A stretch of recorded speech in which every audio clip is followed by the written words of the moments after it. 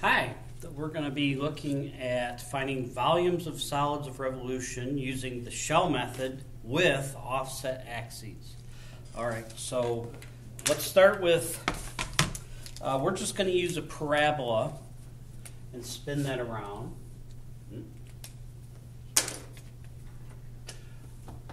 So let's say we start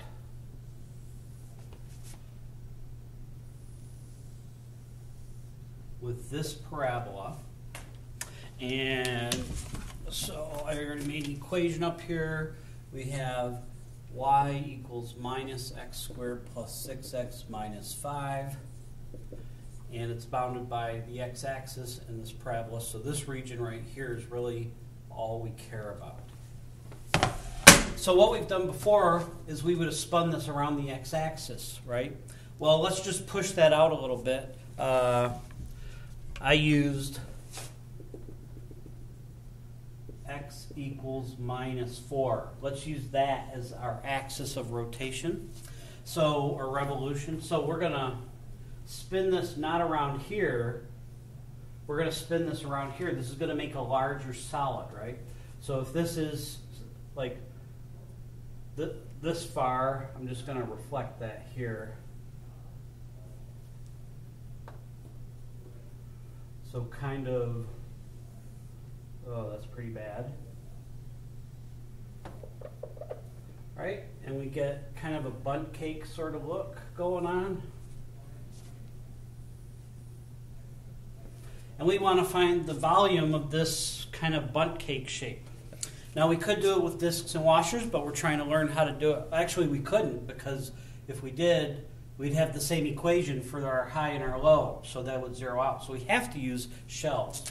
So what you want to do, because we want to visualize the shell, you're going to see that this is very important when you're setting up the equation.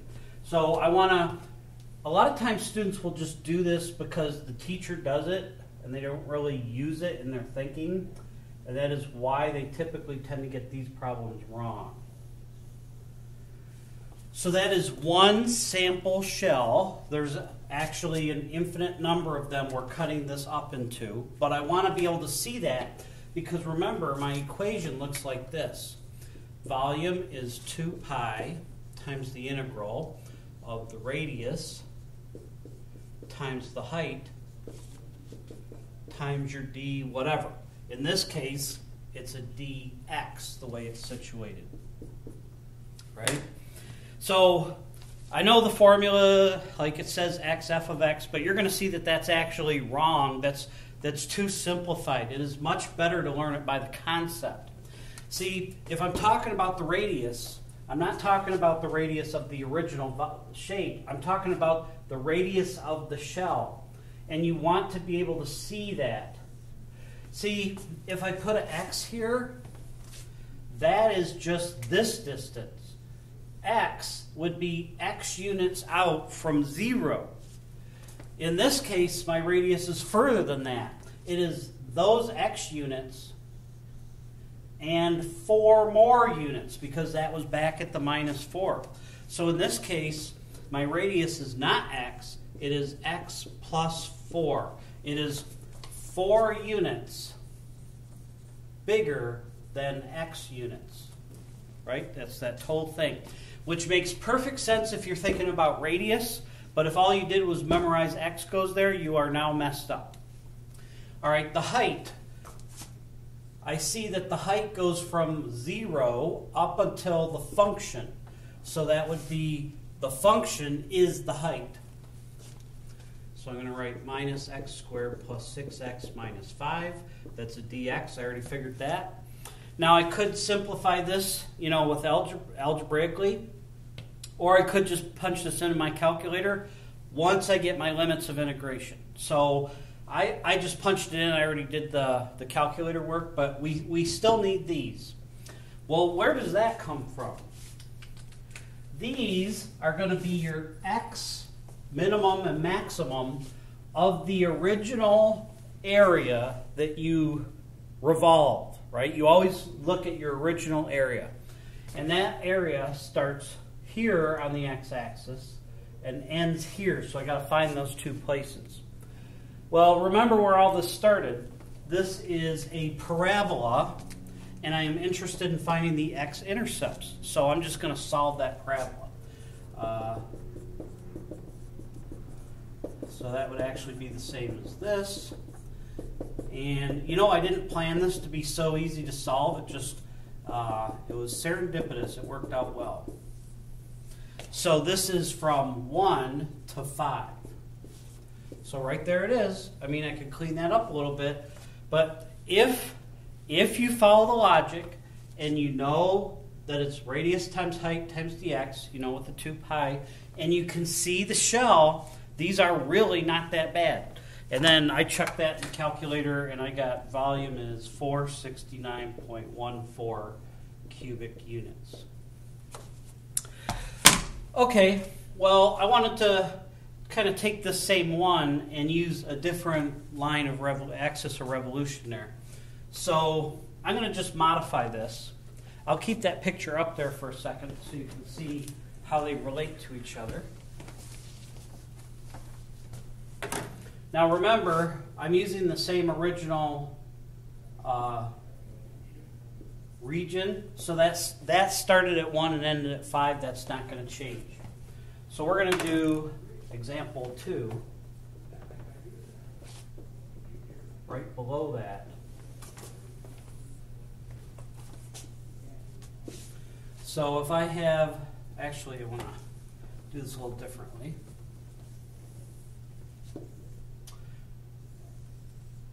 Here's 1 to 5. Here's that parabola, right? This is the origin right here. Instead of making my axis of revolution behind it, let's kick it out here. So what did I do in my work? So I kicked it out to x equals 9. So see, this changes. It's the same root region, but now I'm revolving this, swinging it around x equals 9. So the mirror image will be somewhere out here.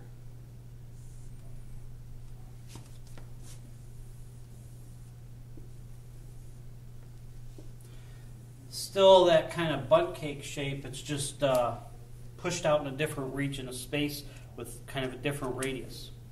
All right, well, we want to see a representative cylinder. See how where I put it there? I'll put it more towards the middle. It really doesn't matter where you put your representative slice. So I'm going to put that here. Its reflection would be about here, and that's going to form my sample cylinder. And I know that my equation is 2 pi times the integral of the radius times the height times dx again. Bear weight on that. Now look at the radius. You always want to use the radius not out to this one that's like actually a shadow image from revolving this around. This was my original region. This is what I have the equation for. This is what I want to use when I'm trying to define my radius. So I want to look at this for my radius. Now this you get, the more you do it, the more you get used to. What I am seeing is I am seeing 9 units take away, that would be x. From 0 to there would be x. So this is 9 take away x. That radius is 9 take away this much. And the distance from 0 to here, that is x units. All right, well, I guess I said that enough times. I know that's usually a place where people get confused. Right? 9 minus x would leave me with this. The height is still exactly the same height. The only difference is, there is no difference. This is still 1 to 5 because my original region, if it helps, you can kind of shade your original region. Maybe better to use a different color, right? So that was from 1 to 5. So here's my integral. And the heavy lifting is done, right? The setup is the hard part. Now I can plug this in my calculator, which I already did. I got 402 with some change. All right, so hopefully that's not too bad. I want to do, let's do one more example. I have two ready, but I think one more will do it. What if I want to do something where the height is a little more interesting. So I'm still going to use this parabola.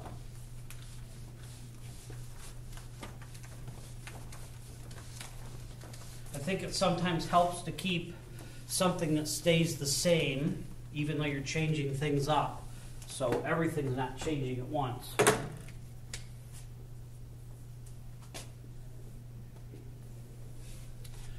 So here's this parabola. I know that this is 1 and this is 5. And now let's add in a second region. Instead of my lower boundary being the axis, let's make our second boundary this parabola, which would look something like this.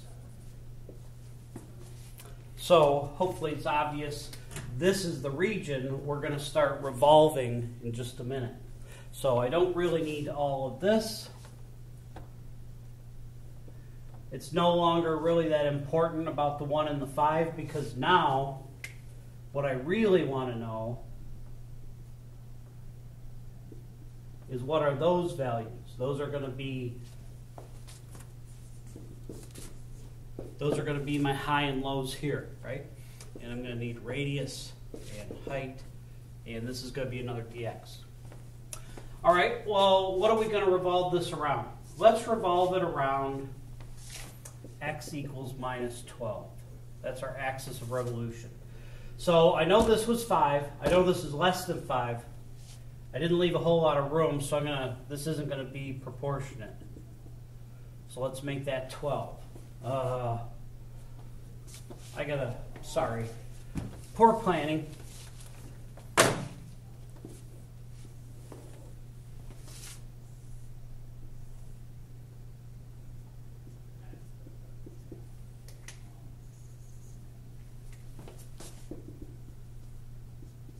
There, back up to speed.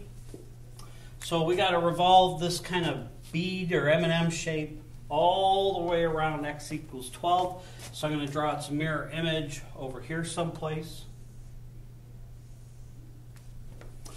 And this is going to it's going to be hard to draw. I don't know if I could draw it real well. Can you visualize that if this swings out and back, it's going to look kind of like a donut. In math, we call it a torus. A torus this would kind of be a skewed one because this isn't a circle in its cross section, but it would look kind of donut-like, right? It'd have a big hole in the middle, and it would be a solid ring all the way around. Okay. Well, if I'm going to think about things like height and radius, it sure helps if I can see a cylinder to think. So I'm going to draw one.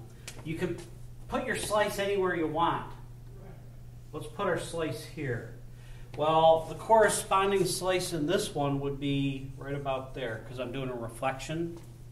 And that would create this cylinder. Now I could think of the radius as from here to here, but I don't want to think about this image. I really want to think about the radius as it relates to my original region that I have equations for. I do not have equations for these parabolas. So I want to think of my radius as from here to here. And my height is right here. All right, well this is a lot like my last example, isn't it? My radius is this long. How do I express that? Like, how do I capture that with the math? Well, I know it's 12 units all the way back to the axis if I start here. 12 units all the way back. I know that it is x units from here, from 0 to there, that's x. This is 12, and I want this little remainder part. So how do you do that? You take the whole 12 and you subtract off the x. So in this case, my radius is 12 minus x. Now my height goes from here, well, it's right there, right? That's my height. So when you have that, when it's trapped between two functions, it's high minus low. If it's like if we did it revolved around like the y-axis or something like that, then it would be right minus left. It's the bigger number minus the smaller number, or the bigger quantity minus the smaller quantity. So in this case, in this orientation, this is the larger function, which is the open down parabola. So when I'm thinking about my height, that would be the open down parabola minus the lower one is the open up parabola. So I got to subtract all of the open up parabola. So my height is going to be minus 2x squared plus 6x plus 6x is plus 12x. Minus 5 minus 11 is minus 16. That is my height. And that's a dx. I am almost done with my equation, and I could punch that in my calculator. All I need are these limits of integration. So how do I get that? Well, I have to determine these 2 points of intersection, and you find points of intersection by setting those functions equal to each other and solving. So if I set the one equal to the other, I'm going to move all this over here. I'll divide everything by 2. And again, I totally didn't plan this. I was just making this example problem up, and everything just worked out nice. That is a good day. Nice integer limits of integration. So all I got to do is punch that in my calculator, which I did, and I got volume is 150.80 cubic units. All right, I think that should do it. I'm going to have you do some problems to make sure you've got the idea and work out the kinks. And then I think we're time to start planning for an assessment.